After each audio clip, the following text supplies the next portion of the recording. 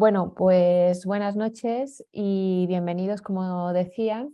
Yo soy Verónica Rubio, soy psicóloga, psicóloga clínica y forense y soy la presidenta de Ispasante, y tengo el gusto también de presentaros a la doctora Ana Calviño, que es pediatra, que tenemos el lujo de tenerla trabajando en Bruselas. Es una auténtica tranquilidad para las mamás, para los papás, que Ana esté aquí. Y Ana, además de pediatra, también es mamá expatriada, como soy yo. Entonces, bueno, comentaros así a grandes rasgos cómo va a transcurrir un poquito la conferencia, ¿de acuerdo?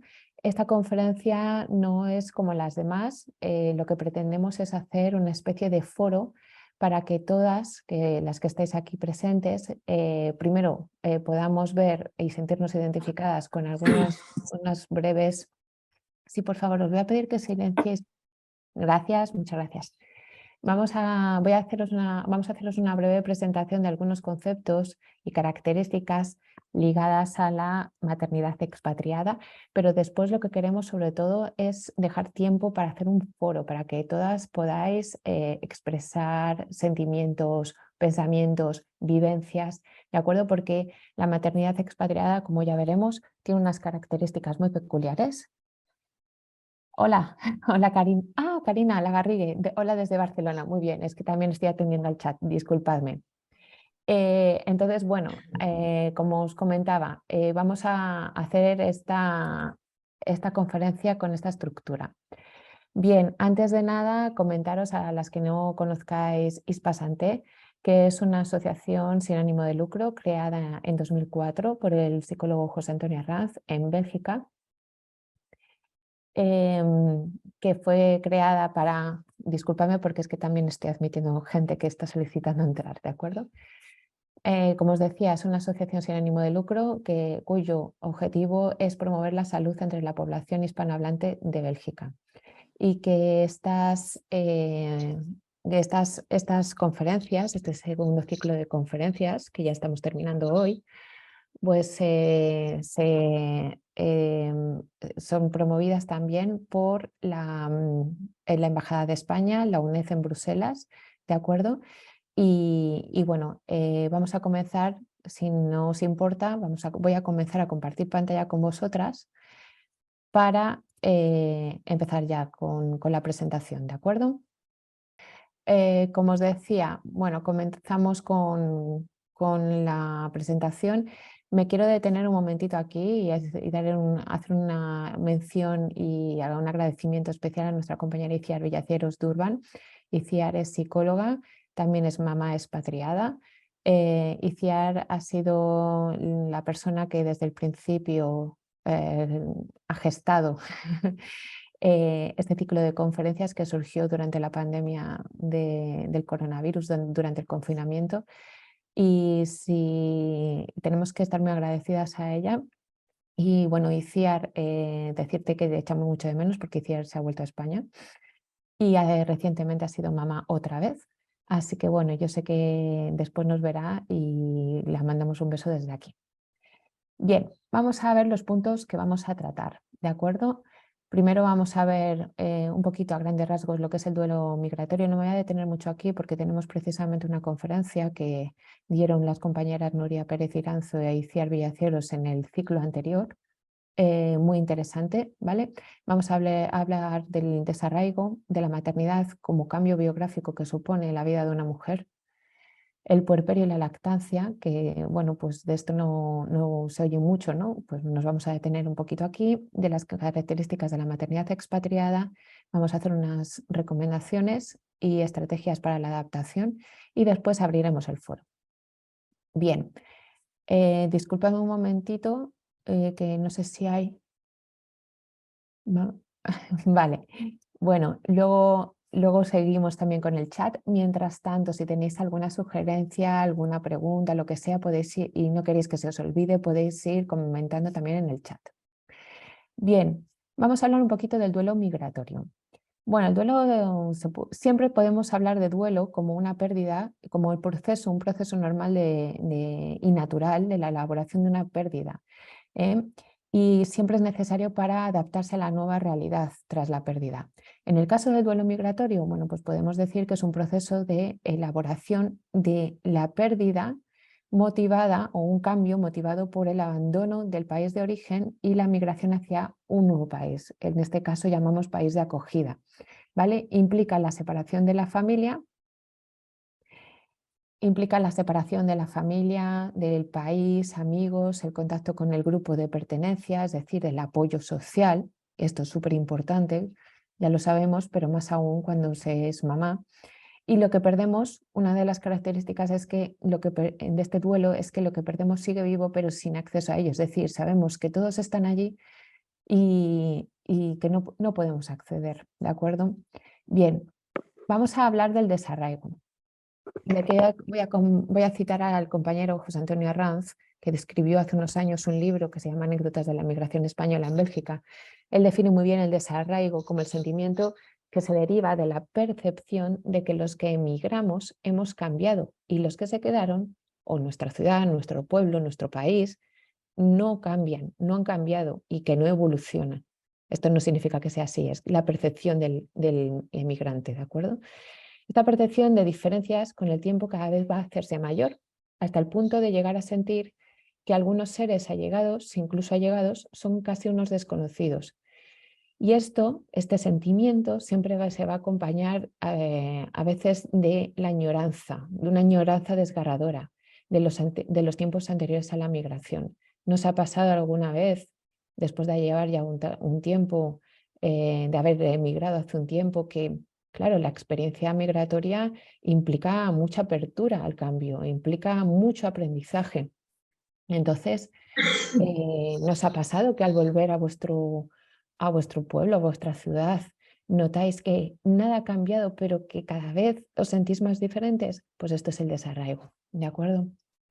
Bueno, vamos a hablar de la maternidad. La maternidad como un cambio biográfico, y esto es súper importante. Estamos hablando de que, bueno, en los procesos de adaptación que transcurren a lo largo de la vida, muchas veces se identifican factores estresantes. Por ejemplo, un cambio biográfico, como puede ser comenzar un nuevo trabajo, una migración, eh, salir al mercado laboral después de terminar los estudios superiores. Pues eso implica exponerse a una nueva situación identificada como un estresante. Y a veces sucede que no nos vemos, no nos sentimos con recursos suficientes para hacerle frente a esa situación nueva y tenemos que aprenderlos, ¿de acuerdo? Bueno, pues este proceso de adaptación a veces nos puede llevar a desarrollar síntomas de malestar emocional, del comportamiento. En el caso de que sean graves o mínimamente graves, pues nos pueden suponer un deterioro social, laboral o en otras áreas de la persona, de nuestra personalidad o en otras esferas, ¿de acuerdo? En el caso de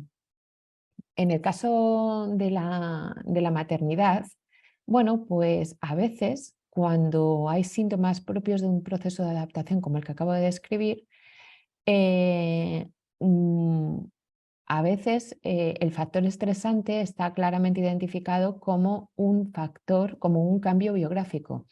Y esto, si hay distintos cambios biográficos, como por ejemplo una separación, el que los hijos se vayan de casa, lo que llamamos el síndrome del nido vacío. Bueno, pues cuando nace un hijo, sobre todo con el primer hijo, podemos decir que en el caso de que los síntomas sean ya pues, comprometedores, estamos diagnosticando un problema de fase de la vida. Es decir, esto requiere una atención psicológica o atención médica. ¿De acuerdo? O sea, para que veáis que no es baladí el asunto, que a veces las mujeres dicen, es que, bueno, debería estar feliz porque ha nacido mi primer hijo y lo he deseado tanto, o aunque no lo hayan deseado, da igual, es que debería estar feliz porque es lo mejor que le puede pasar a una mujer. Ya, pero a lo mejor te has visto desprovista de recursos y es normal que te sientas así, ¿de acuerdo?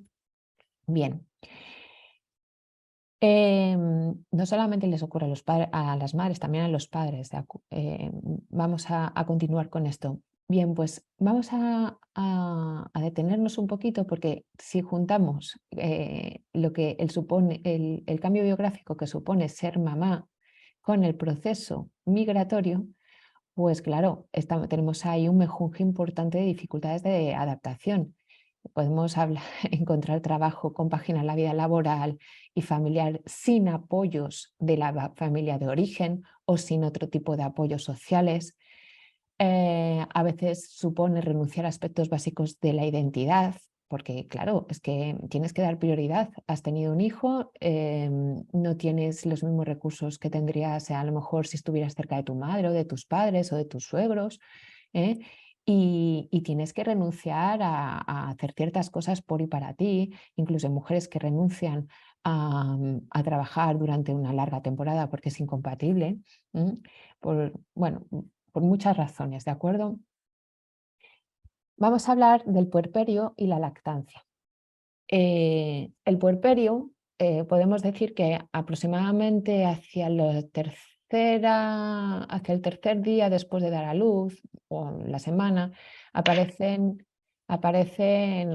pues unas alteraciones del estado de ánimo. No todo el mundo los tiene, ¿de acuerdo? Pero es bastante frecuente, manifestadas en la habilidad emocional, tristeza, disforia, es decir, un Vamos a ánimo ver. desagradable, Dice así. confusión. Uy, ¿esto qué A es? ver, perdón, voy a Ella silenciar el micrófono de sabe. alguien. A ver, gracias. Decía que a los pocos días del parto, bueno, pues precisamente porque hay un fuerte cambio hormonal, un descenso de los estrógenos, la progesterona, pues se producen síntomas de estado de ánimo como la habilidad emocional, confusión subjetiva, llanto fácil, sentimientos que pueden alargarse durante varios días y que, como digo, se atribuyen a los rápidos cambios en las cifras hormonales, también se atribuyen a la tensión del parto y a la percepción de, ay Dios mío, qué responsabilidad me ha caído ahora mismo, ¿no? Que soy madre, ¿de acuerdo? Por eso también hay una mayor frecuencia ¿cómo se llama? Del baby blues en las madres primerizas, ¿no? Porque se topan con esa percepción de aumento de responsabilidad, porque de repente tenemos una personita que depende solo y exclusivamente de nosotras para sobrevivir. Bien, pues solo si los síntomas, esto quiero hacer énfasis, solo en el caso de que los síntomas se prolonguen más de 2 semanas, entonces convendría una valoración por parte de un especialista, ¿de acuerdo? Y ahora hablamos también, enlazamos con la lactancia, que aparece en este periodo, que aproximadamente a las 48 horas, aproximadamente, ¿verdad, Ana? Después del parto, sube la leche, como nos decían, ¿no? ¿Te ha subido la leche? Y esto se produce efectivamente por una compleja cascada de acontecimientos psiconeuroendocrinos que dispara el descenso este que comentábamos de las concentraciones de estrógenos y progesterona.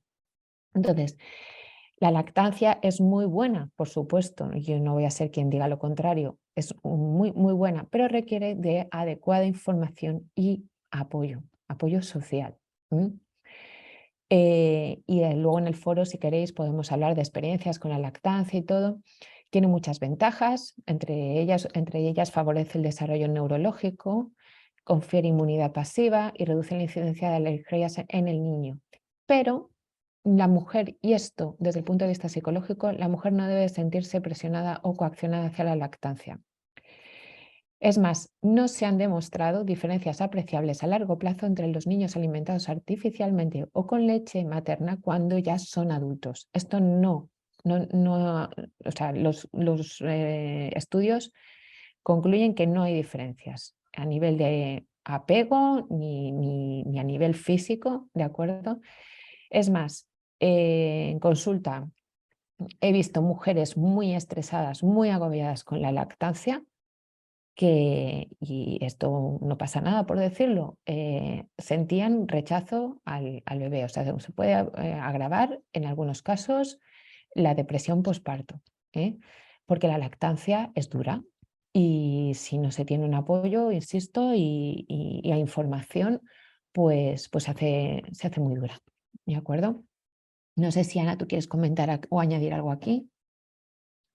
Tengo el audio. Sí, que ahí es que estoy totalmente de acuerdo contigo. La lactancia materna es lo mejor para el bebé, pero yo siempre les digo lo mismo, que tiene que ser algo, se va a mantener muchos meses, tiene que ser algo con lo que la madre esté cómoda y lo disfrute. Si va a ser un sufrimiento, si va a ser una tortura, si va a ser otra vez, está pidiendo y no compensa. No compensa porque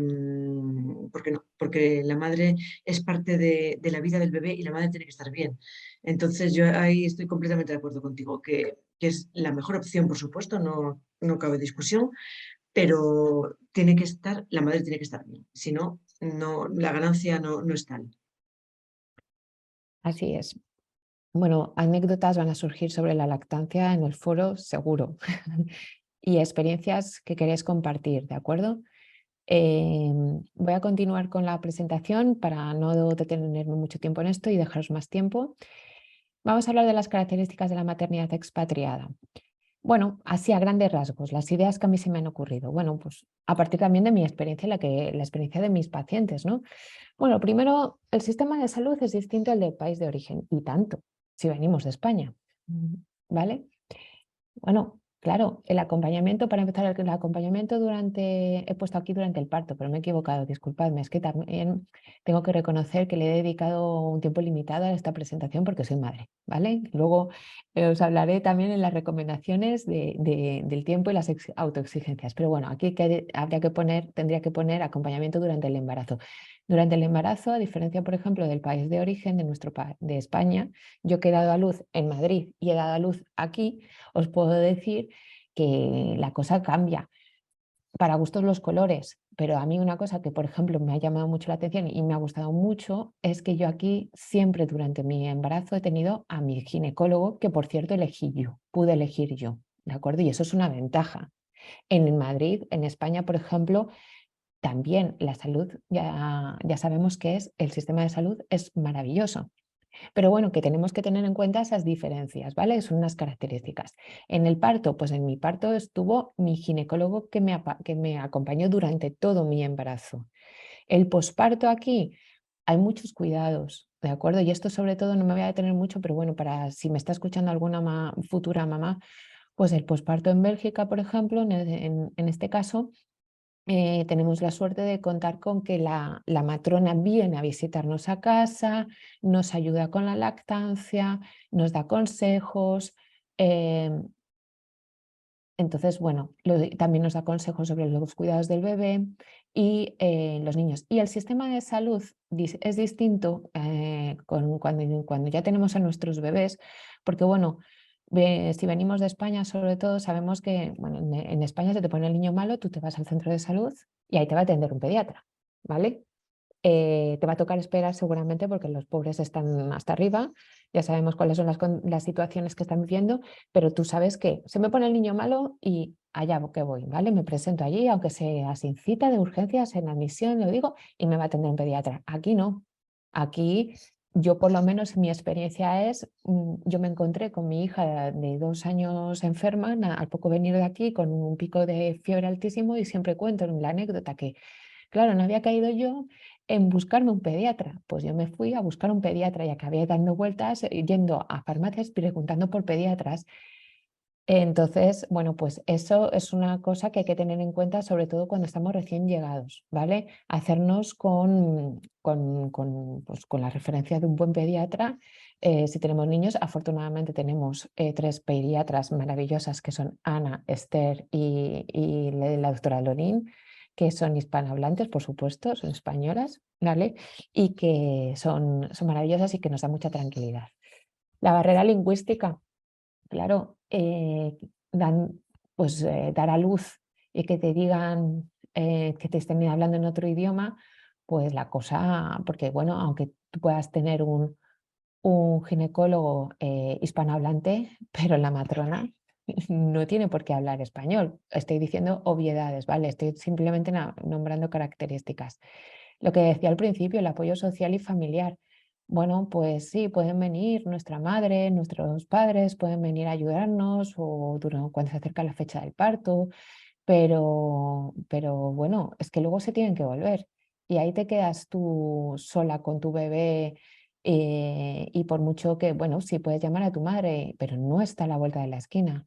O tu bebé, pues llevas no sé cuántas noches sin dormir y no puedes llamar a tu madre y que venga y te releve y tú te echas una cabezadita. ¿Vale? Y muchas otras cosas que se dan asociadas a estas características, al estar lejos de la familia de nuestras familias de origen. Luego, por ejemplo, ayudas económicas, pues una de las características que sí que es verdad que yo he presenciado, o sea, que yo puedo decir que hay en Bélgica, es que se ayuda bastante o fomentan bastante la natalidad. Por ejemplo, ya lo sabemos, las locaciones familiares, cuando la prima de nacimiento, etcétera. Y para quien no lo sepa, pues debéis saberlo, ¿eh? Que tenemos bastante ayuda económica ahí. Durante todo el tiempo que nuestros hijos son dependientes de nosotros, hasta los 18 años, creo aproximadamente, recibimos una ayuda económica del gobierno belga. Y bueno, pues la logística, importantísimo hacernos con toda la logística posible, toda la ayuda posible, porque pues obviamente esto, pues si tuviéramos otra vez, si tuviéramos a nuestras familias de origen cerca, pues no tendríamos que estar discurriendo tanto, ¿no? Pero bueno, aquí digamos que hay que discurrir, que hay que pensarlo un poquito más, ¿vale? No me voy a detener mucho en esto, pero bueno, solamente por nombrar. Recomendaciones y estrategias de adaptación. Bueno, yo siempre digo que cuando se es mamá y sobre todo el primeriza, vamos a tener expectativas realistas, ¿de acuerdo? Que mucha gente me dice, ay, es que esto no te lo cuentan, es que se me han dado las 2 de la tarde y no me he duchado, ¿no? Es que yo que quería hoy, mientras el bebé dormía, quería hacer 2 o 3 platos para esta semana o para tener la cena hecha y tal. No, no, no. Aquí hay un cambio biográfico importante, hay un cambio en tu vida. Así que, bueno, ponte unas expectativas un poquito más realistas. Lo ideal sería una cosa, pero lo realista es que ahora mismo tienes una personita que depende de ti para alimentarse de tu cuerpo, si así lo has decidido, o que cada 2, 3 horas te está pidiendo comer, o que necesita que la cunen para dormir, que depende absolutamente de todo para ti. Así que hay que cambiar el chip, ¿vale? Saber pedir ayuda, no esperar. Si nos sentimos mal, si necesitamos hablar con alguien, si necesitamos consultar cosas, luego la gente se sorprende y te dice, ah, pero entonces es tan normal que yo me sienta así deprimida si acabo de tener un bebé hace una semana. Sí, sí, claro que es normal, ¿no? Pues no esperes a validar tus sentimientos, no esperes a darte prioridad, importante, ¿no? Saber darse prioridad en aquello que es posible. Hombre, hay cosas que, claro, ciertos aspectos van pasando a un segundo o tercer plano, ¿no? Pero cuando se trata de las necesidades básicas como alimentarse bien, sobre todo cuando estamos en la lactancia, em, y digo alimentarse bien, pues no me refiero a que yo sé que no es realista tener preparada la comida todos los días variado, porque es que entre otras cosas no te da tiempo, pero sí saber que, bueno, pues aunque sean cosas fáciles de preparar, pero que tienes acceso a ellas, ¿no? Y saber pedir ayuda a quien haga falta para que te traiga del súper, lo que sea. Saber pedir. Estamos criando, ¿de acuerdo? Y estamos haciendo algo muy importante. Así que hay que saber darse prioridad. Pedirle a una amiga que venga a relevarte un ratito con el bebé para que te puedas dar una ducha, por supuesto, claro que sí. Luego, lo que yo siempre digo, el ya veremos o ya se verá como pensamiento adaptativo. ¿Cuántas veces nos ha pasado, sobre todo yo lo reconozco cuando fui mamá primeriza, que decía, bueno, a ver, hoy se ha dormido a tal hora. y ha tardado 3 horas en despertarse o ha comido a las justo 3 horas desde que inició la toma. Entonces esto significa que mañana aproximadamente por estas horas también va a ser así. No, no, no, esto no son matemáticas, ¿de acuerdo? Aquí no le ha pasado que creemos que el bebé va cogiendo unas rutinas y luego, ala, habías pensado que ibas a poder hacer ciertas cosas y te entra la angustia porque es que no me da tiempo a nada y además tengo la sensación de que no hago nada útil. No, no. Lo que hay que ir es día a día y bueno, y ya veremos. Oye, que vamos a tomar un café, que no sé qué. Pues ya veremos, ya veré si puedo, ¿vale? Porque ahora mismo estoy criando. Luego, simplificarse la vida todo lo posible, ¿vale? Por eso os pedía antes disculpas por la presentación que no está muy elaborada, pues porque desde hace un tiempo he decidido que me tengo que simplificar la vida, porque soy madre expatriada y además trabajadora. Entonces, venga, tengo que hacer esto, voy a hacerlo bien, pero no voy a hacerlo perfecto, ¿vale? O no lo voy a hacer como lo hubiera hecho en otra época de mi vida. Esto o cualquier otra cosa, ¿vale? Saber identificar que a lo mejor te estás poniendo muchos acontecimientos o muchos eventos en la agenda. Bueno, hay que simplificar un poquito, ser conscientes de los límites, ¿vale? Luego, sé amable contigo misma y reconoce los logros, porque cada día estás avanzando, estás criando y luego estás educando también. Luego os voy a hablar, ahora os paso con el segundo punto, siguiente punto, la diferencia entre la crianza y la educación. Siempre, cada día, estamos avanzando, ¿de acuerdo? Y saber reconocer que somos personas autosuficientes. No por eso vamos a excluir a otras personas y decir, no, yo ya no necesito ayuda. No, saber reconocerte a ti misma, a pesar de las adversidades y lo difícil que es ser madre y expatriada, pues que tú lo vas sacando adelante, claro que sí, ¿de acuerdo? Y aquí no lo he puesto, pero sobre todo la apertura al cambio, la flexibilidad que vamos desarrollando, que es otra de las características que tenemos las mamás expatriadas, las mamás en general, ¿de acuerdo?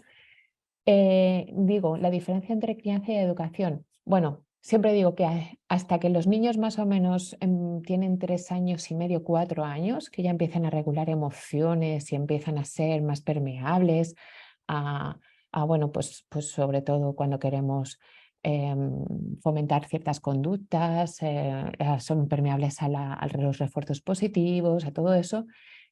Antes de eso, en esa etapa previa, estamos hablando de crianza. Estamos enseñando a nuestros hijos a comer, estamos quitándole el pañal. Todo eso forma parte de la crianza. La crianza, como decía un jefe mío que tuve, el embarazo embellece y la crianza envejece. Y es verdad, la crianza es muy dura, ¿de acuerdo? Nos exige mucho. Y luego ya viene la educación, que no, digamos que no es más fácil que la crianza, tiene sus peculiaridades, ¿de acuerdo? Pero sí que es verdad que cuando nuestros hijos están escolarizados, cuando tienen ya unas rutinas marcadas, cuando compartimos también con el educador o la educadora de nuestros hijos ciertas pautas, empezamos a ver un poquito ya que tenemos más tiempo o que podemos hacer otras cosas, ¿vale? Hay una segunda fase ahí. Importante, no te lo tomes como una competición, el ser mamá. El mejor resultado, siempre la evolución de tus hijos. Tus hijos evolucionan cada día, siempre, ¿de acuerdo? Hasta que son bien mayorcitos. Todos los días nuestros hijos nos enseñan algo, tenemos que saber verlo. Y sobre todo, pregúntate, ¿tus hijos son felices? ¿Tus hijos tienen las piernas llenas de moratones? Pues entonces tienen las piernas de un niño feliz que juega, ¿de acuerdo? ¿Que tienes pintadas alguna pared? Es la pared de una casa donde vive un niño feliz, ¿vale? Que ha estado explorando. Entonces, bueno, también hay que saber ver las cosas de otra manera. No, es que el mío tal, es que todavía no ha aprendido, es que no, las creencias no. Siempre nuestros hijos están evolucionando. Y poco a poco ir, en la medida de lo posible, recuperando algunas de tus parcelas. Y aquí pongo entre paréntesis, identidad. ¿Por qué? Pues porque es que es un choque brutal cuando somos madres, sobre todo por primera vez, ¿eh? Y dices, espérate, es que no me reconozco, es que me miro al espejo y es que ya, ¿quién es esta mujer que tiene unas ojeras que parece un panda? Que no se, lleva 3 días sin lavarse el pelo. O que si yo antes salía a correr o salía a montar en bici, o sea, o trabajaba de otra manera, como más lúcida y tal, y te cuesta identificarte, ¿no? Bueno, pues poquito a poco ves recuperando aquellas cosas que sea posible recuperar. Y recuerda que es mejor siempre, es mejor una infancia feliz que una infancia realista. Desde el punto de vista psicológico siempre lo decimos. Nuestros hijos son felices, ya está. No necesitan saber cosas que les queda grande saber. No necesitan tampoco, no, da igual. No necesitan que les demos caña con los deberes. Venga, que no estás al nivel. No quiero entrar en un jardín con eso, ¿vale? Pero sobre todo priorizar que es mejor siempre que nuestros hijos estén felices, que estén sonriendo, porque eso además nos va a indicar que lo estamos haciendo bien. ¿De acuerdo? Y bueno, voy a dejar de compartir porque sé que Ana, la doctora Calviño, quiere comentar algunas cosas, ¿vale? Sobre estas recomendaciones y yo ya me callo. Vale, sí, sí, sí. Bueno, lo primero, sobre el desarraigo que has comentado, yo nunca le había puesto nombre a esa sensación de que en los últimos 5 años mi vida ha cambiado radicalmente 20.000 veces y voy a Oviedo, que yo soy de Oviedo, y todo el mundo sigue como estaba y las cosas no avanzan, todo sigue igual y cada vez tengo menos en común con esas personas que antes formaban parte de mi vida día a día. Yo no le había puesto nombre, pero ahora ya sé, el sentimiento que tengo es desarraigo muchas veces, sí, sí, sí. Y luego también sobre el puerperio y la lactancia. Ya lo comentamos el otro día, que las clases de preparación al parto se centran en el momento del parto, en cómo hay que empujar, cómo hay que respirar, pero nadie te dice que te vas a ir con un bebé a casa que llora, que todo el rato está en brazos, que todo el rato come, que igual come cada media hora o cada 2 horas, Ujú. y que no vas a poder hacer nada de nada de nada y que es normal, que es el puerperio, el posparto soñado y el posparto real, igual que la lactancia. La lactancia, que es una cosa tan natural que todos los mamíferos lo hacen, en el humano no nos sale de forma tan espontánea y no está mal pedir ayuda. Incluso yo soy pediatra, mi hijo el primero nació cuando yo era recuerdo de pediatría. Tuve unos problemas con la lactancia tremendos, tremendos, y sabiendo lo que era la lactancia. Pero hay que pedir ayuda, no hay que quedarse en casa lamentándose o sufriendo con una lactancia o sufriendo con un puerperio porque no das más de ti. Y hay que ser realista y llegar hasta donde puedes. Ahí estoy, vamos, completamente de acuerdo. Y luego sobre las estrategias, yo me había centrado sobre todo en niños un poco más mayores. Cuando llegamos con niños un poco más mayores también a un país de acogida, que hay que anticiparse un poco a todos los problemas de adaptación que puedan tener. Y uno de ellos es el lenguaje, o sea, ayudarlos todo lo posible, no dar por hecho que porque son niños y enseguida aprenden, pues no les va a pasar nada. Los hay que sufren muchísimo, que pasan el primer año que en el colegio son como un armario. Entonces hay que detectarlo y si hace falta clases, si hace falta saber los dibujos en el idioma que sea, hablarles en el idioma que sea.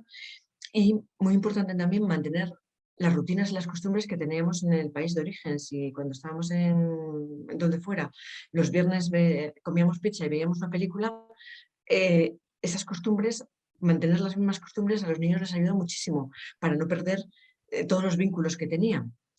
Así que, bueno, eso era lo que quería yo aportar aquí en este punto. Muchísimas gracias, Ana. Pues si queréis, comenzamos ya con el foro. Voy a empezar, si me lo permitís. Karina nos ha escrito varias cositas aquí en el chat. Hola desde Barcelona, Karina Lagarrigue, mamá expatriada y estudiante de doctorado en maternidad expatriada. Muy interesante. ¿Qué diferencia hay entre desarraigo y el choque cultural inverso? Es el conflicto cognitivo y emocional que tiene el emigrante en el proceso de retorno a su lugar de origen. Sí, el síndrome del retornado.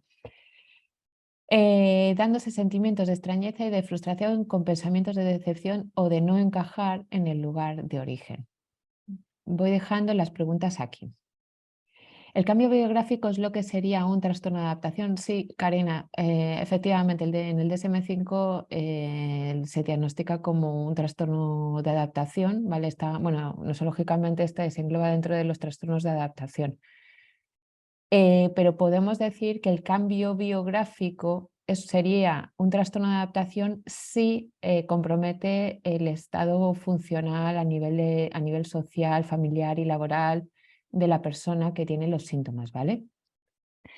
O hace más referencia al cambio que ocurre a nivel de identidad, rol, fisiología, matrescencia. Uy, este concepto yo no lo conocía, porque al decir que también pasa al padre, a ver, al padre lo que le ocurre también, efectivamente, a los padres, y yo he tenido gente en consulta que con el primer hijo sufren un choque, sobre todo con ese, porque hay un duelo, ¿no? Tú dejas de ser la persona independiente que eras y hacer ciertas cosas y luego además tienes esa responsabilidad y hay gente que no se ve con recursos para ello. Entonces los padres, hay padres que también lo sufren, por supuesto, claro que sí. No sé si estoy contestando tus preguntas, Karina, voy un poquito así, matrescencia, si quieres nos vas comentando. Continúo. ¿Podrías pasar los papers con las estadísticas de este baby blues en madres expatriadas y diferencias entre madres de uno solo, primerizas o más de uno? Gracias. El porcentaje. Te lo busco y te lo paso, ¿vale? A ver, no, pero a ver, yo te estoy hablando del baby blues, yo he hablado a grandes rasgos, he nombrado lo que es el baby blues, ¿vale? He dicho lo que es el puerperio, hemos hablado del puerperio, y no he dicho en ningún momento que haya mayor incidencia en madres expatriadas, simplemente estaba hablando de lo que es el desarraigo, de lo que es el proceso del duelo migratorio, la lactancia, el puerperio, y luego de las características a grandes rasgos, ¿vale? De las mamás expatriadas, de la maternidad expatriada, pero sobre todo para abrir aquí un foro, ¿vale? Entonces, si quieres podemos investigar un poquito más. Yo a este listado añadiría las diferencias culturales, tradiciones, ejemplos, lo que se come después del parto, efectivamente, rituales posparto, cuidados del bebé. Y más marcados además estamos en una relación intercultural y a lo mejor estamos en el país de nuestro marido. Uf, es verdad. Y yo creo que aquí puede que haya alguna compañera que pueda decir, pues sí, efectivamente estoy en el país de mi marido, donde además están mis suegros y tal, pero no están mis padres, ¿no? Eh, Mi madre me dijo una frase que me tuve que recordar muchos años: no vas a ser la madre que quieres ser, sino la madre que puedes ser. Pues muy buena esa frase. Y cada día esa capacidad que tienes es diferente. Hay días de todo. Genial esa última, guardar las rutinas. Sí, yo, vale, de acuerdo. Muy bien, Karina. Yo Bueno, no estoy sé en si... un, yo estoy en el país de mi marido. O sea, te contestaba conforme ibas hablando, que sí que me estás contestando y que a Ah, mí me pasa esto. Yo tengo este choque doble de no estoy en mi país y encima es el de mi marido y es como, ¿y ahora cómo lo hago con esta presión además familiar, ¿no? Yo no haría las cosas así, pero bueno. yo no haría las cosas así y fíjate, aquí en Bélgica, ¿tú estás en Bélgica ahora, Karina, o Ahora estoy en estás Barcelona. Cuando en estaba en Barcelona? Bélgica estaba más cerca de mi cultura porque soy francesa. Ah, bien, bien, bien. Sí, efectivamente. Y además, claro, yo no haría las cosas así. Y cuando te dicen, ay, o empiezan a opinar, ¿no? Una de las cositas, ay, ¿por qué coges tanto en brazos al niño que se va a acostumbrar? ¿O por qué no haces esto así? ¿O por qué no haces aquello así? ¿Cuánto daño hacen esos comentarios? ¿Cómo nos hacen sentir inseguras? Expatriado, en ese sentido, ¿no? ¿Cómo? Que casi vale más estar lejos en ese sentido, porque es que cuando eres madre todo el mundo opina. Y yo Sí, sí. creo que todo el mundo lo hace con buena intención, pero muchas veces los consejos no son buenos. 100%, dice Karina, efectivamente. Es Mm, que los consejos, como se suele decir, ¿no? Consejos vendo que para mí no tengo. Vamos, me parece que son súper dañinos. Y no le mm. cojas tanto en brazos, que le vas a acostumbrar mal. O como le decía hace poco a una paciente, claro, me decía, ¿cómo le dices a la familia que no venga a verte? Y más si es la familia de tu marido. Pues yo creo que ahí vale más ponerse una vez, como se dice, una vez rojo que 20 Ojo, amarillo. Yo se lo digo asertividad. en consulta, más ahora que tenemos 20.000 epidemias de todo, yo las visitas sobran, no hace falta que vengan, ya lo verán por la calle, no pasa nada, haced videollamada, pero hay que ponerse borde, hay que hacerlo. Hay que hacerlo Es- porque sí, puede que tus padres, tus suegros lo entiendan, pero hay parte de amigos, familia, tal, que no lo van a entender, que no pueden ir y no van a respetar. Entonces hay que ponerse serio. Sí, y esas veces que se pasan el bebé de un lado a otro, yo siempre digo, no es una pelota. ¿Y qué pasa esa noche? Pues que el bebé no puede conciliar el sueño, no duerme, está que está hiperexcitado. hiperexcitado. Entonces, claro, yo siempre he dicho que, sí, sonará un poco extraño, ¿vale? Pero afortunadamente cuando tuve a mi hijo durante la pandemia, no tuve visitas. Sí. No tuve visitas en el hospital, estaba como una reina, ¿no? En fin, bueno, no sé si Karina nos manda. Sí, bien, no sé si alguien quiere abrir su micro o escribir algo o compartir alguna experiencia. Sí, hola a todas. Soy Marta. Hola, Bueno, yo Marta. soy de Madrid. Hola, ¿qué tal? Yo soy de Madrid, bueno, y vivo en Bruselas desde hace ya 8 años, si este año ha hecho. Y bueno, he sido mamá hace poco, he sido mamá en septiembre y me identifico con Karina porque efectivamente, bueno, mi situación es un poco parecida a la suya porque mi marido es belga y entonces, bueno, tenemos el choque, como dice Verónica, ¿no? El choque cultural con la familia de mi marido. Que bueno, que no siempre es fácil porque ellos tienen sus costumbres, sus formas un poco de ver las cosas, que a veces no son parecidas con las nuestras, ¿no? Pero también es verdad que psicológicamente yo me siento como más arropada sabiendo que tengo a mis suegros aquí, que no, no, o sea, si yo no tuviese a mi marido aquí, o sea, si mi marido fuese español, mejor dicho, no sé cómo me sentiría. Ujú. Igual me sentiría, pues eso, totalmente sola, por así decirlo, ¿no?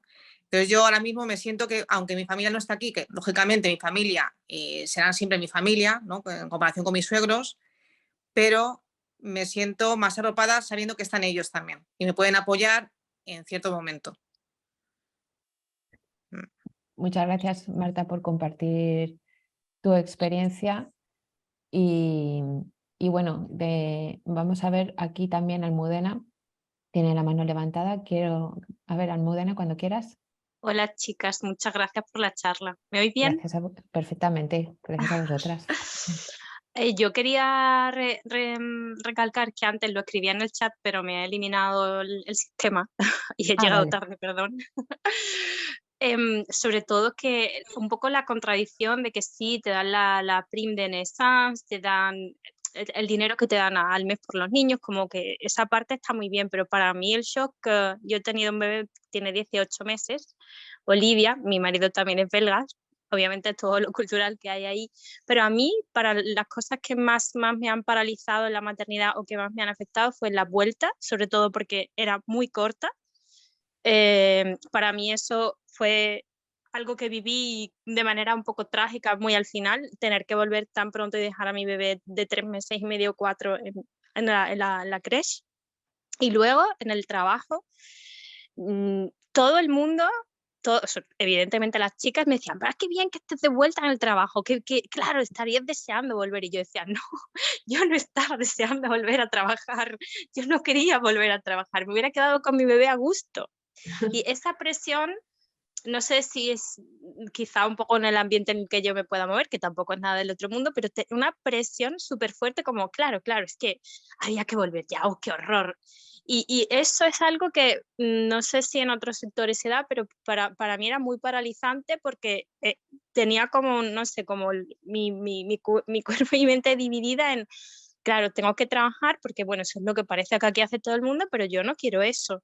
Y para mí eso sigue siendo muy contradictorio en, efectivamente, protegen a la infancia y hay muy buenos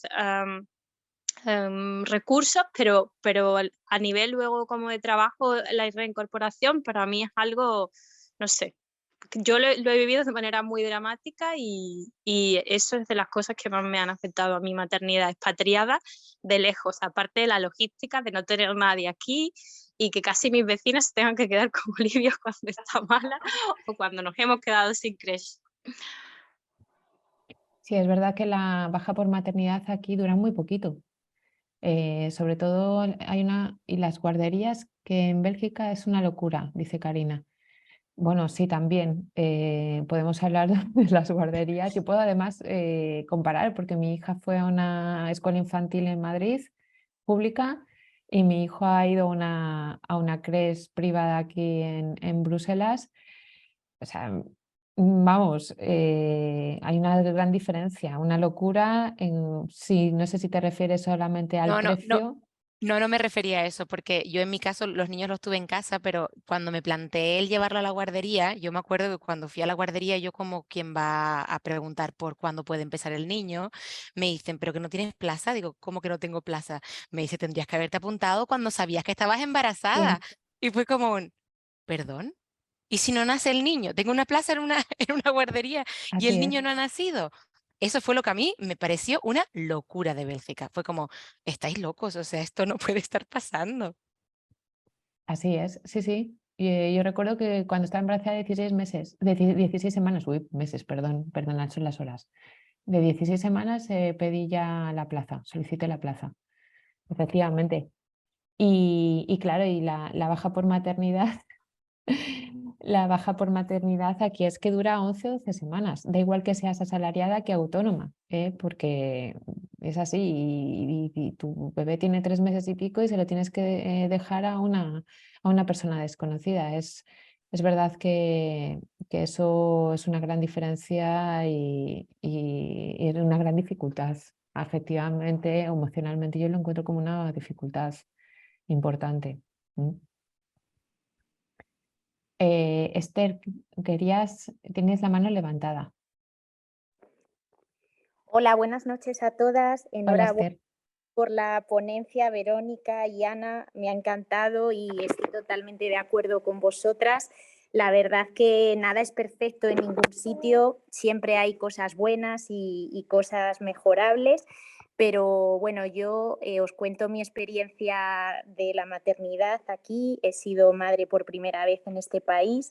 Y la verdad es que pese a muchas cosas que critico, ¿no? de Bélgica y que creo que son mejores en España, creo que la experiencia de la maternidad en este país está muy bien. O sea, lo que comentabas, Verónica, el seguimiento del embarazo con el ginecólogo que tú eliges, el que esté contigo en el momento del parto, que muchas veces en Madrid, por ejemplo, no, o sea, en el hospital donde yo trabajaba, pues era parecido, ¿no? Te atendía el parto el ginecólogo que tú elegías, pero en cuantos otros hospitales te toca ponerte de parto y te toca pues el que esté ese día de guardia, y es así, es la realidad y no pasa nada, pero ya un poco la confianza que has generado con tu ginecólogo durante esos 9 meses, pues yo creo que es muy bonito, ¿no? Culminar pues el proceso, ¿no? Estando el presente en ese momento tan crucial. Y bueno, yo tuve la suerte que la matrona que me atendió era hispana también, con lo cual fue una delicia poder disfrutar del parto, aclarando cualquier duda, ¿no? Que no había esa barrera lingüística, y luego pues con el ginecólogo también español, o sea, fue todo maravilloso. Es verdad que ya desde ese punto ya es cuando empiezan, digamos, ¿no? los obstáculos, porque yo tuve un embarazo y un parto, vamos, de 10. Y para mí, sin embargo, esto lo he hablado muchas veces contigo, Verónica, lo más duro sin duda fue el puerperio, porque una cosa es la teoría, ¿no? Y los pediatras nos la sabemos, pero luego ver la realidad en tu propio cuerpo, ¿no? Con tu hijo, con tu hija, pues es muy distinto. Y bueno, para mí el puerperio fue difícil, dentro de que tuve un parto muy bueno, el puerperio fue complicado, la instauración de la lactancia. Y bueno, esto también lo he hablado contigo muchas veces, o sea, que no hay que sentirse mala madre porque no hagas una lactancia materna perfecta, ni mucho menos. Y yo también se lo transmito a las mamás en la consulta. Siempre lo he dicho, que la lactancia materna es lo mejor, pero que no hay que ser un talibán de la lactancia materna, y como decía Ana, pues hay que saber bien hasta dónde llegamos, y si va a suponer pues un sacrificio o una amargura, pues no merece la pena, ¿no? Yo en mi caso hice una lactancia mixta, puesto que sabía que tenía que incorporarme a trabajar al cabo de los 3 meses después de dar a luz, por lo que comentabais también, ¿no? Que aquí la la baja maternal es más cortita que en España y bueno, di el pecho 4 meses a mi hija, luego le he estado dando biberón, le sigo dando ahora biberón junto con la alimentación complementaria y es una niña sana, está creciendo bien, o sea que hay que transmitir a las mamás que la lactancia materna es maravillosa, pero que no pasa absolutamente nada si hay que hacer una lactancia mixta o artificial desde el principio. Cada persona es un mundo, cada mamá tiene sus circunstancias y no eres peor madre por eso, ni mucho menos. Y este mensaje hay que transmitirlo para que las mamás no se sientan malas madres. A mí muchas se me ponen a llorar en plan, ay, que le tengo que dar un biberón. Digo, mira, no le estás dando cianuro a tu hijo, o sea, le estás alimentando, o sea, tienes que relajarte y es que no eres peor madre por eso, ni vas a perder el vínculo con tu hijo porque dejes de dar el pecho, para nada, o sea, hay tantas maneras de crear vínculo y apego con Sí. nuestros hijos. O sea, yo cuando sigo acunando a mi hija en brazos, o sea, creo y experimento el mismo vínculo que lo sentía cuando le amamantaba, o sea, los vínculos se establecen de muchas maneras, no solo dando el pecho. Entonces, ese mensaje yo sí que ahora, a raíz de la maternidad, lo transmito a las mamás para que estén tranquilas, para que se sientan buenas madres. O sea, hay que darles esa confianza, ¿no? Y yo creo que el contar nuestras propias experiencias les ayudan. Y bueno, en lo del tema de las CREs también totalmente de acuerdo con vosotras, que es una penita, ¿no? Que por la reincorporación tan pronta a los trabajos, pues muchas veces aquí al no tener ayuda familiar, pues nos vemos obligados a llevarles muy chiquititos a la guardia. Yo he tenido la suerte de encontrar a una persona de confianza que ha podido quedarse con la niña y de momento no va a la guardería. Pero muchas mamás en la consulta pues te dicen, no, ya con 3 meses le tengo que llevar, ¿no? Y más en la época epidémica que estamos ahora, con tantas bronquiolitis, poniéndose malitos cada 2 por 3, te sientes tan indefenso, ¿no? De no contar con ese respaldo familiar como si estuviéramos en nuestro país de origen, que es complicado. Entonces, pues bueno, todo, como decía, pues tiene sus cosas muy positivas y luego también pues el hándicap de no estar en nuestro sitio familiar con un respaldo más potente, pues también lo hace más difícil. Pero bueno, el resumen yo diría que es que no hay nada perfecto, en todas partes siempre hay cosas mejorables, pero nada, pues se trata de encontrar el mejor plan para nuestros hijos y la mejor manera de criarles en las medidas de nuestras posibilidades y ya está. Es un poquito lo que os puedo contar de mi experiencia. Muchísimas gracias, Esther. Qué lujo, ¿eh? Tener aquí 2 pediatras contándonos sus experiencias como mamás y además desde el punto de vista también tan racionalizado desde el punto de vista profesional, ¿verdad? Yo me acuerdo de una anécdota que he contado en bastantes ocasiones, que lo he compartido con amigas, con otras mamás. Yo me acuerdo cuando trabajaba en Madrid, trabajaba con sociedades médicas y entonces tenía que ver un paciente cada media hora. Y me incorporé al trabajo cuando, claro, yo era autónoma y la baja por maternidad dura también muy poquito cuando eres autónoma. Mi hija tenía 4 meses. Y entonces estaban yendo a un grupo de apoyo a la lactancia que son estupendísimos en los centros de salud en Madrid. Y entonces estaba angustiadísima y le dije a la matrona, es que me tengo que incorporar y de verdad que yo quiero seguir dándole el pecho a mi hija, pero me siento muy mala madre, ¿cómo lo voy a hacer? Y en ese momento entró una pediatra y dijo, pues muy sencillo, entre paciente y paciente te sacas la leche. Es que, claro, tienes que ver un paciente cada media hora. O sea, yo dije, pero eso va a ser muy estresante para mí. O sea, es más el estrés, además estar pasando consulta con el pecho que te duele, que se te está empapando la leche, porque es que hay veces que tienes una lactancia muy potente, ¿no? Y decía, es que esto no es realista. Hay que saber, hay que saber ponerse objetivos realistas, ¿no? Y bueno, aquí dice Lucía, yo agradecí aquí mucho el apoyo para la lactancia. No sé cómo es en España, pero siento que aquí hay más apoyo, aunque también es cierto que hay que buscarlo. Lo mejor es informarse al máximo. Totalmente de acuerdo, Lucía, contigo. Sí, aquí hay mucho apoyo también. Está la figura que cada vez es más conocida, la figura de la doula. No sé si lo estoy diciendo bien. que son mujeres que acompañan durante la lactancia, que no necesariamente son sanitarios, pero que tienen una formación y tienen experiencia. Las matronas que vienen a casa, las ASFAM que te apoyan bastante. O sea, eso es un lujo, que alguien venga y te diga, pues mira, sí, ¿verdad? No, sí, sí, sí, que es un lujo, es un auténtico lujo, sí. Pero en España también cada vez más, en los centros de salud, en todos hay un grupo de lactancia, una Sí. matrona involucrada, y si se lo pide a los pediatras, lo normal es que los pediatras también vayan a esas charlas. Lo raro es que una pediatra de un centro de salud que ve un paciente cada 5 niños te diga que entre paciente y paciente te saques leche. Porque vamos. Pero te estoy hablando de hace casi 9 años, Ya, que la cosa ha cambiado mucho, ha empeorado bastante, ¿eh? no lo Pero sí, sé, no eso lo era por sé. la mañana. Yo creo que no era una época de gripes y No eso. sería, no sería época de bronquiolitis, porque vaya. No, no, no, no. No. Bien, a ver, bueno, se despide, que se tiene que marchar. Vale, Karina. Lucía, un momentito. También decir que a veces es mejor no tener la familia tan cerca. Conozco casos donde la mamá ha preferido que no viniera su madre a ayudarla. En mi caso sí vino, pero a veces era más estresante que de ayuda. También, claro que sí, es verdad. Pero si es que además os hablaba de la autosuficiencia, es que al final, cuando ya pasas todo lo más difícil, cuando ya tus hijos, cuando ya has pasado la crianza, no os dais así como, nos hacéis así decir, hay que ver, Lo he madre hecho, mía. creo que lo he hecho. Madre mía, y yo aquí sola, expatriada. Bien, Karina. Karina que iba un ratito con la mano levantada, luego pasamos con Elvira. Sí, yo decir que yo casualmente, o sea, mi tesis, de hecho, que a los que habéis entrado más tarde está al principio del chat, sí, que Sí, nace de mi experiencia, de verdad, como mamá expatriada. así. A mí me trasladaron a Dublín, mis niños los dos nacieron en Bélgica, el primero nació en Leuven, en la parte flamenca.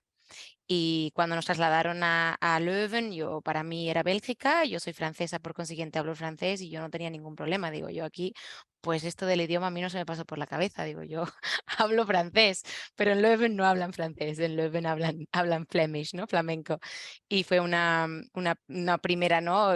realización de, ok, o sea, realmente voy a dar luz en un hospital en el que los médicos no hablan mi idioma, ¿no? Y fue como esa primera realización en el momento del parto, o sea, dando a luz. Antes todo el resto era como, pues nos defendemos en inglés y no pasa nada, ¿no? Pero en el momento en el que estás súper vulnerable, ¿no? Desnuda, sintiendo esas contracciones. Además, yo tuve 2 partos naturales, ¿no? Y de hecho los 2 fueron de noche.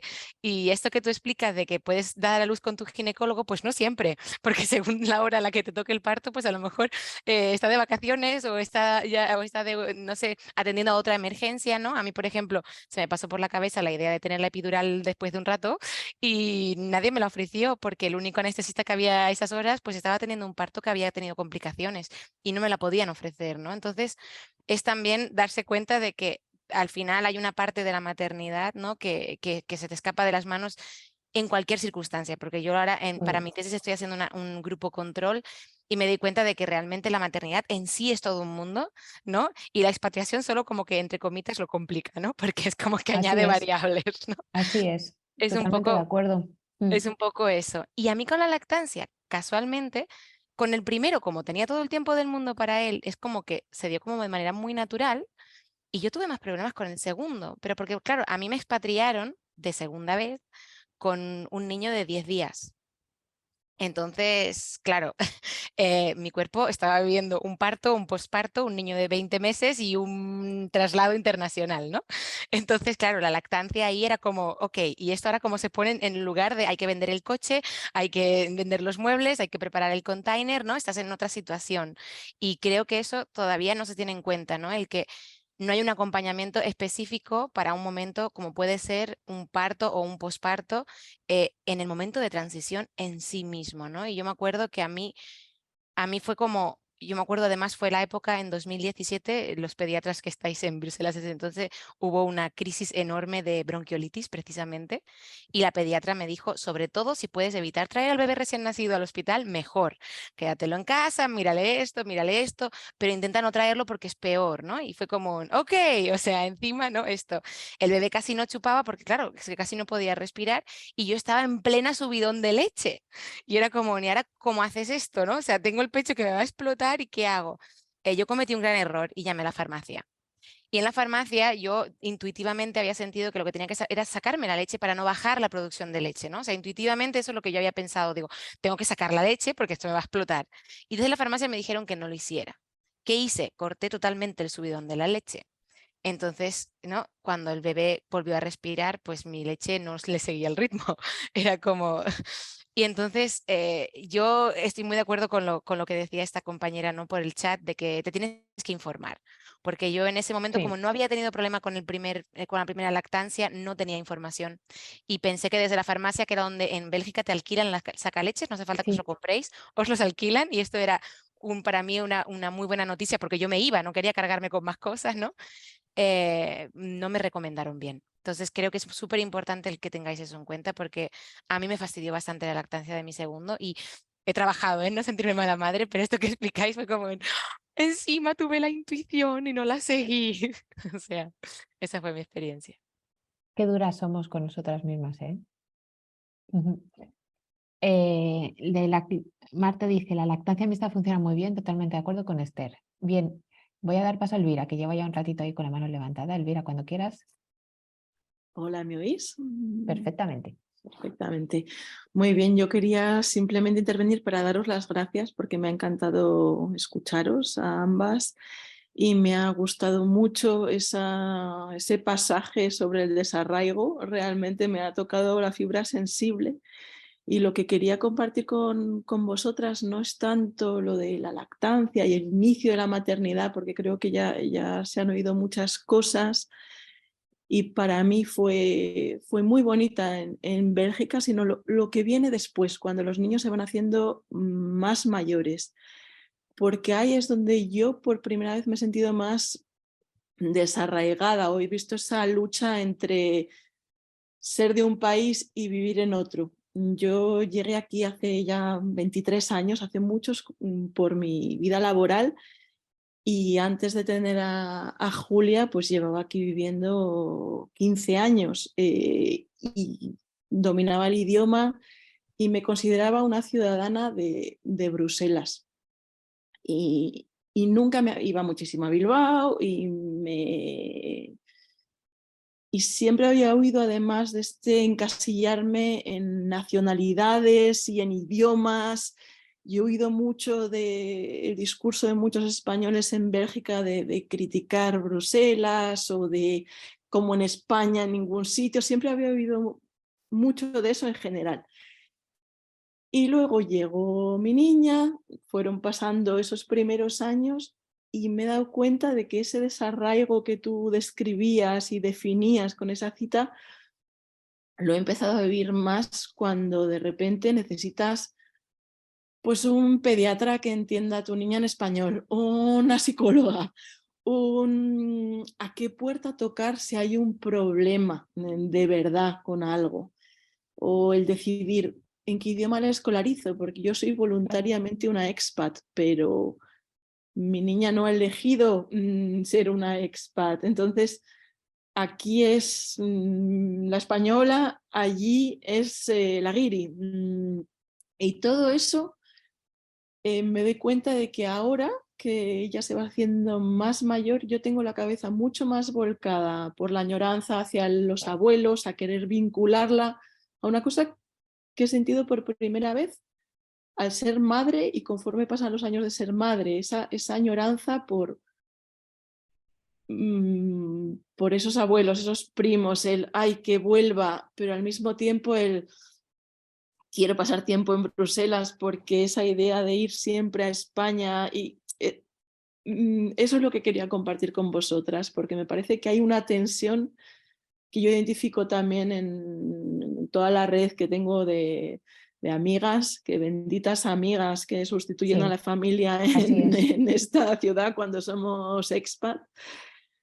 Pero ahí sí que, mientras todo va bien, el idioma, el ser expatriado no tiene por qué ser una barrera, pero en cuanto necesitas algo para tu niña o para ti, ahí es cuando yo me he dado cuenta de verdad de, uy, yo me creía que estaba muy integrada, yo me creía que era de aquí, y tengo la impresión de que ahora no es tan así, o me lo hacen sentir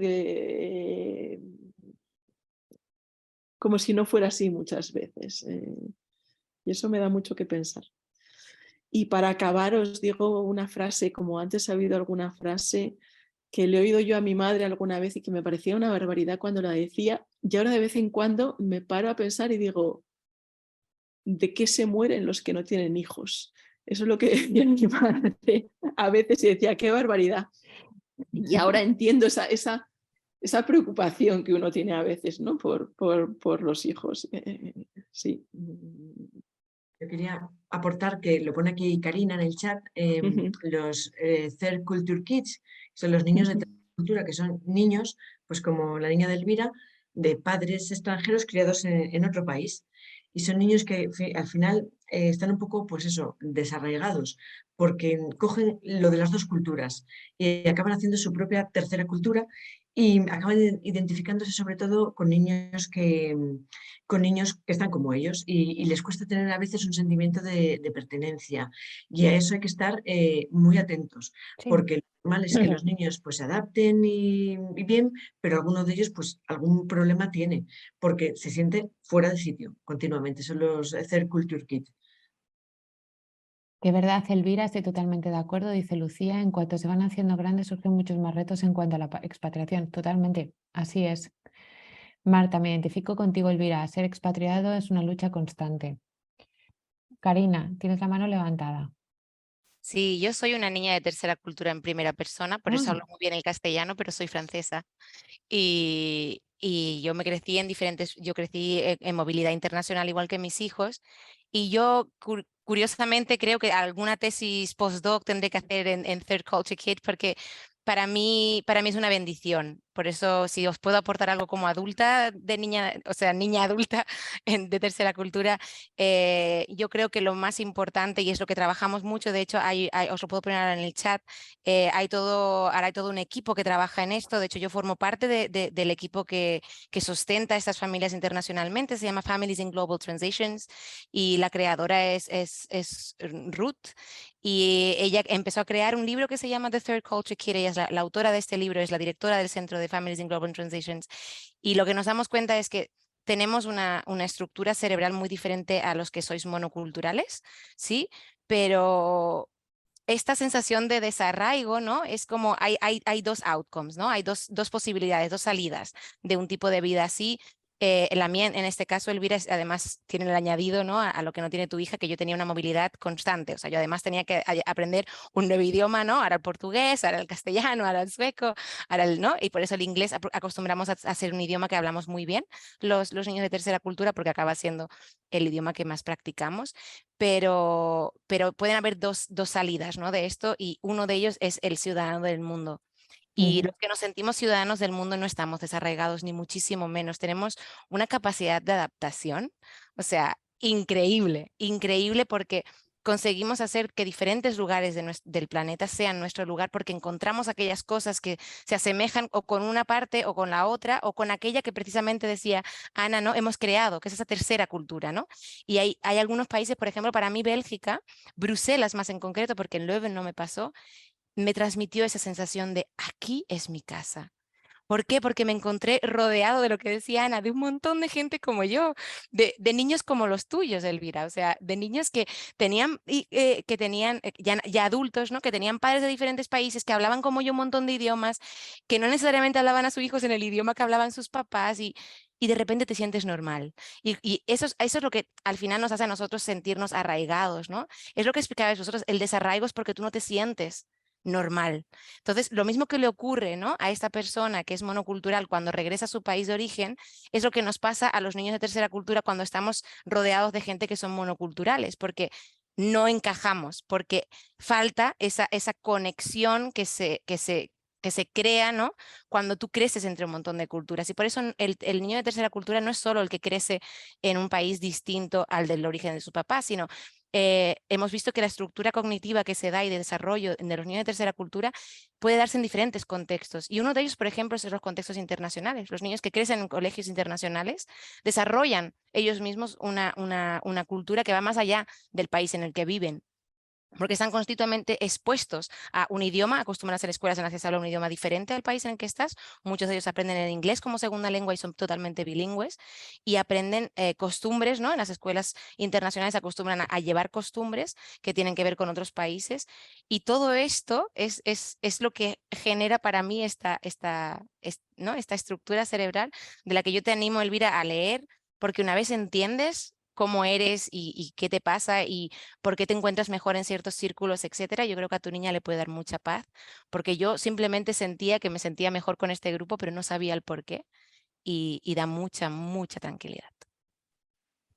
Bueno, muchísimas gracias, Karina. De verdad. A mí se me están ocurriendo nuevos temas para nuevas conferencias. Ahora que estamos terminando este segundo ciclo y que empezaremos otro en febrero. Bueno, pues yo creo que hablar de precisamente esto que comentas, de los niños de tercera cultura, puede ser bastante interesante, ¿vale? Están surgiendo aquí muchas cosas y muchísimas gracias por toda la aportación que nos estáis dando. ¿Alguien quería comentar algo más?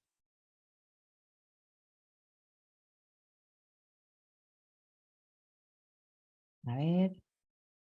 Mira, Karina nos está poniendo aquí, muchas gracias, un enlace. Fenomenal. Muchas gracias. Sí. Sería un gran tema a tratar. Pues sí, lo apuntamos, ¿vale? De hecho, de estos ciclos de conferencias van saliendo temas y temas y temas y bueno, parece ser que tendremos para rato. ¿Sí? ¿Alguien iba a comentar algo? Bien. Bueno, pues si no tenemos nada más que comentar, lo dejamos aquí, pero bueno, no sin antes agradecer a Ana Calviño por su colaboración, por estar aquí con nosotras. Y bueno, a todas vosotras también, de verdad, muchísimas gracias. Ha sido muy, muy interesante. Ruth Van Recken. Enhorabuena por la ponencia, Verónica y Ana. Ha sido un lujo poderos escuchar. Un abrazo a todas. Gracias a ti, Marta. La verdad es que, bueno, yo me he sentido muy, muy a gusto, muy cómoda. Creo bueno, que esto daría para tomarnos un café, ¿verdad?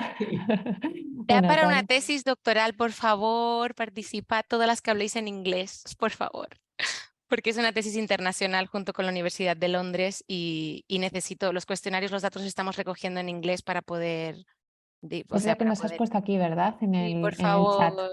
Necesito, y sobre todo a todas las, porque he visto que sois varias, que sois profesionales y que tenéis contacto con mamás expatriadas, si podéis, por favor, pasarles el enlace para... Estoy estudiando la personalidad y viendo un poco los factores protectores que podemos identificar tanto en el entorno, en las transiciones, en la personalidad de las mamás, herramientas, por ejemplo, ¿no? Mecanismos de gestión emocional. Yo estoy escuchando, o sea, mi tesis empezó con un estudio piloto.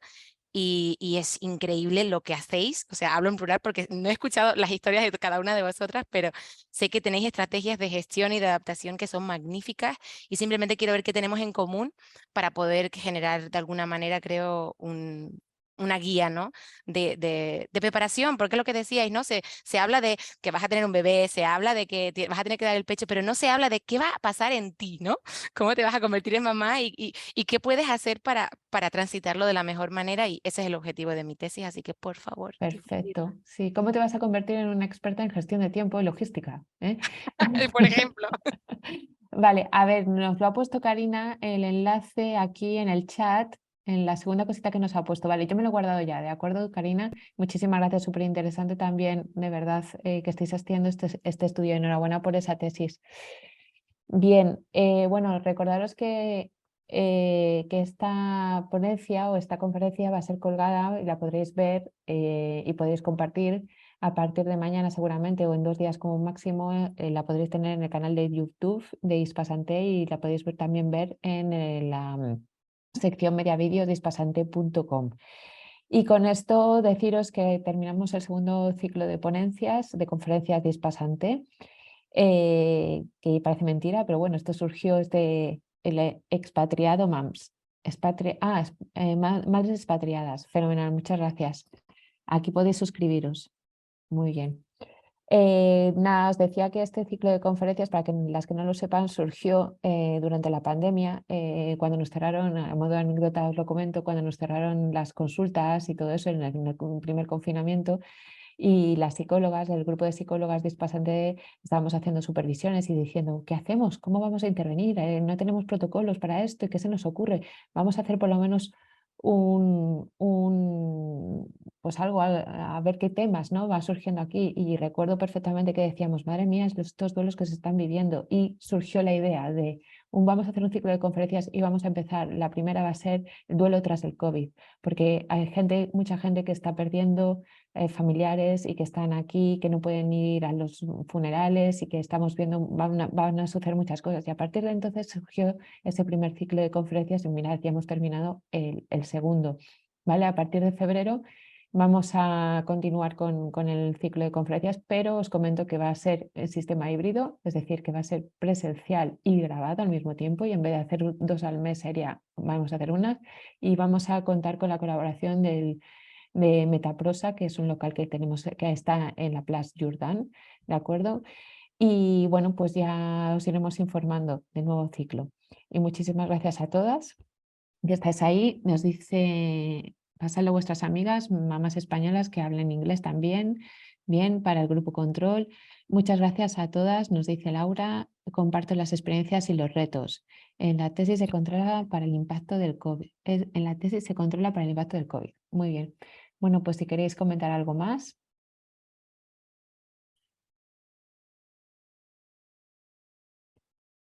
Nada, yo ya me despido. Gracias a vosotras, Elvira, a todas. Es Verónica. Muchas gracias, de verdad, Ana. Y gracias por hacer lo que hacéis, dice Karina. Pues gracias a ti también, Karina, y muy interesante. Enhorabuena por ese proyecto de tesis que tienes. Y bueno, pues nos vemos en el próximo ciclo de conferencias. Os deseo que tengáis muy buenas vacaciones a todas y un fuerte abrazo.